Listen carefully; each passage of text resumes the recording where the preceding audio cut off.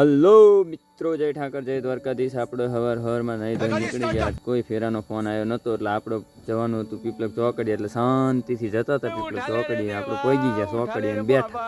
થોડીક વાર ચોકડી બેઠા બાઇક ખુલ્લી જાય ને વળે એક લોકલ ફેરો નડિયાદનો મળી ગયો. એટલે આપણે નીકળી ગયા ફેરો ભરવા માટે. બ્રહ્માણી પ્લાસ્ટરમાં જવાનું હતું ને એથી ફેરો ભરવાનો હતો. એટલે આપણે ભરી લીધી ટેમ્પીને ભરીને નીકળી ગયા. આઘું નથી જવાનું, પાંચ જ જવાનું. એટલે બધું કામ આજ શાંતિથી નથી કર્યું. એટલે આપણે પહોંચી ગયા અહીંયા પહોંચવાનું ત્યાં એમપી ખાલી થઈ ત્યાં સુધી આપણે ચડી ગયા ધાબા પર. જો આપણું મસ્ત રંગીલું નડિયાદના માઈ માતા મંદિર તા એ બધું તમને બતાવી તો ટેમ્પી થઈ જાય આપણી ખાલી કરીને આપણે જવાનું હતું ઘરે ખાવા.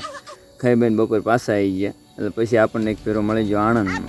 એટલે પછી એમાં ભરી લીધી પાઇપું અને ગ્રેવર ભરીને આપણે નીકળી ગયા આણંદ.